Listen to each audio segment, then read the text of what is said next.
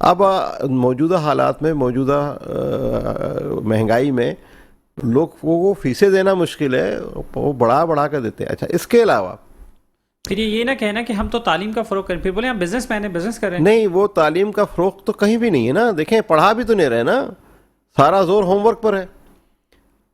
بچے جو ہے وہ بھاری بستے اٹھا کر جا رہے ہیں. ابھی میں نے ایک پوسٹ لگائی تھی کہ 40 کلو کا بچہ اور 20 کلو کا بستہ.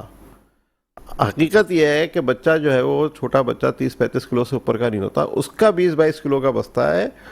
کیسے اٹھا سکتے ہیں؟ والدین سے نہیں اٹھتا وہ بستہ. ہم نے کہا لاکرز دے دیں ہمیں جو کلاس ہو. تو میں آپ کو یہ بتا رہا تھا کہ اس کے علاوہ نہ صرف فیس انکریز کی ہے، سالانہ فیس لے رہے ہیں جس کا کوئی قانون موجود نہیں ہے. اس کے علاوہ لیب چارجز لے رہے ہیں. اب لا یہ ہے یعنی سال کے 12 مہینے، لیکن وہ 13 مہینے کی فیس لیتے ہیں. 13 مہینے کی فیس تو لے رہے ہیں، لیکن اس کے بعد لیب چارجز لے رہے ہیں، لیٹ فیس لے رہے ہیں. لیٹ فیس غیر قانونی. کمپیوٹر لیب چارجز جب اسسمنٹ ہوتی ہے تو اس میں ساری چیزیں شامل ہو کر ایک فیس کی جاتی ہے. اور یہ بھی ہو رہا ہے کہ وہ جو انکریز کر رہے ہیں فیس، وہ اپرووڈ فیس پر نہیں کر رہے ہیں. اپنی فیس پہلے سے انہوں نے بڑھائی ہوئی ہے اپرووڈ فیس سے زیادہ. ڈائریکٹریٹ لیٹر لکھ، فیس کیسے پتہ چلے گی ان کی کہ کیا ہے؟ رجسٹریشن سرٹیفکیٹ کے اوپر لکھی ہوئی ہوتی ہے. ہاں، ان کے نوٹس بورڈ پہ تو کہیں نہیں ہوتی. نوٹس بورڈ پر ڈائریکٹریٹ بارہا کہہ چکا ہے کہ فیس کا ایک چارٹ وہاں ہونا چاہیے کہ نوٹس بورڈ پر لگائیں، لیکن آپ کسی بھی اسکول میں وزٹ کر لیں. میں والدین کو کہتا ہوں جا کے اپنا وزٹ کریں، جا کے کہیں بھی کوئی نوٹس بورڈ پر لگانے کے لیے تیار ہی نہیں ہے.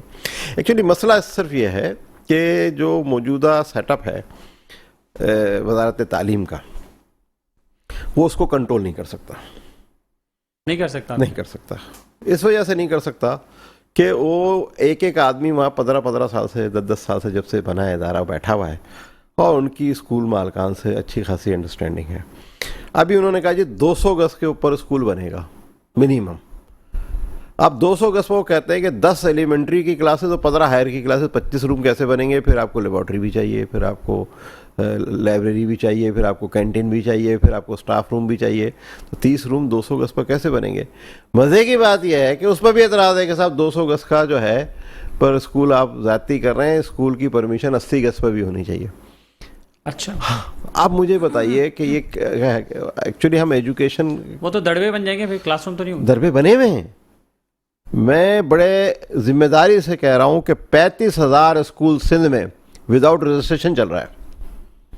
اچھا، وہ تو ویسے ہی فری ہے نا، مطلب ان کو تو کسی چیز سے وہ فری ہیں یا نہیں ہیں وہ تو ایک الگ بات ہے، لیکن یہ ہے کہ 17,000 اسکول رجسٹرڈ کیے ہیں حکومتی اداروں سے تو فری ہے نا سب نے. ہاں، مطلب وہ کسی ریسٹرکشن میں نہیں ہے. جب ہم کمپلینٹ ہمارا پیرنٹ کرتا ہے تو وہ یہ کہتے ہیں کہ صاحب یہ تو رجسٹرڈ ہی نہیں ہے.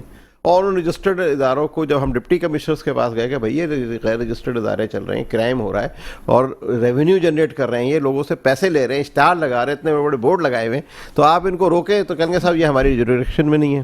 ڈپٹی کمشنر صاحب یہ کہتے ہیں. کافی ڈپٹی کمشنر سے ملے تو اب صورتحال اس وقت یہ ہے. اچھا، دوسری بات جو سب سے ہمارا مین ایشو اس وقت ایجوکیشن ہے. ہم یہ دوسری بات بریک کے بعد آ کے کر لیں. جی ناظرین، یہاں وقت تو ایک بریک کا، بریک کے بعد واپس آتے ہیں اور پھر ندیم اظہر صاحب سے بات کرتے ہیں.